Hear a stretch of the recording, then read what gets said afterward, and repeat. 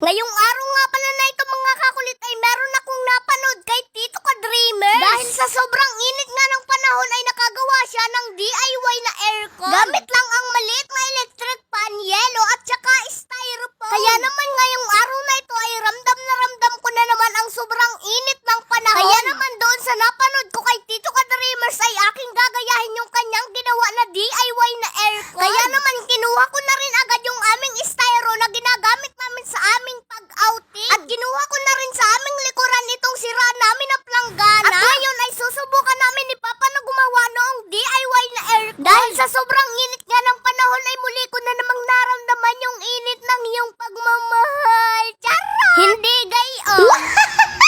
Binutas na nga ni Papa yung styro na eksakto din dun sa butas ng planggana. At kaya nga pala nilagyan namin mga kakulit ng planggana yung mismong lalagyan namin ng electric fan. Ay para buong buo yung hangin na papasok doon sa styro. Buong buo kagaya ng pagmamahal ko sa iyo. Charot! At ngayon ay nagbutas naman si Papa ng lalabasan ng hangin. At nung mabutasan na nga ni Papa lahat yung styro, ay ito namang planggana ang binutasan niya dahil lalagyan namin ito ng stopper para hindi mahulog. Baka kasi pag nahulog ay hindi mo masalo. Kagaya ng mahulog ako sa isang katulad mo pero hindi mo sinalo. Charot! Hindi gayon. Bata ka pa, Kenzo.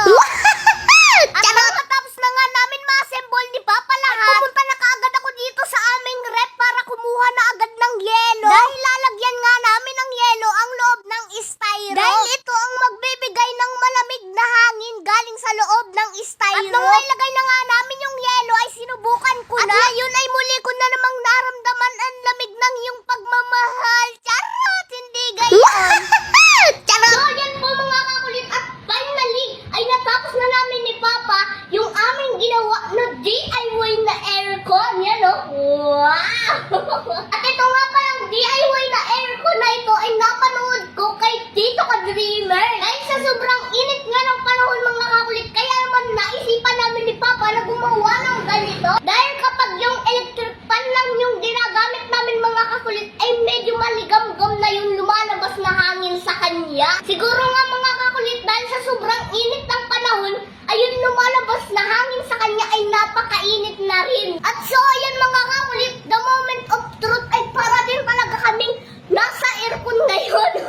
Kaya mga kakulit, medyo malamig yung lumalabas na hangin sa kanya, ay nilagyan namin ni Papa sa loob ito ng yelo. Yan o, tapos ayun na din mga kakulit yung electric pa namin na malaki. Yan. Grabe, kanina mga kakulit ay nararamdaman ko yung sobrang init ng pagmamahal niya. Pero ngayon ay muli ko na namang nararamdaman yung lamig ng pagmamahal niya. Charot! Hindi gayon. Mga kakulit, at kung may ganito nga kayo na styrofoam at meron din kayong electric fan, ay subukan nyo na rin ito mga kakulit at talaga namang napakaswabe niya. At ayan o mga kakulit, at talaga namang napakalamig na lumalabas sa kanya. Subukan nyo na rin mga kakulit na gumawa ng ganito at talaga namang mararamdaman nyo na para kayong naka-aircon.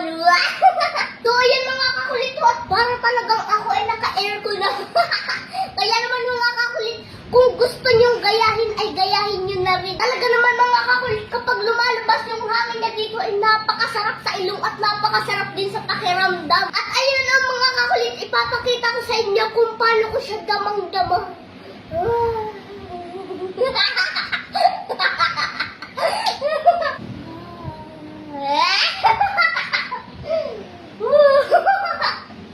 Isa pa.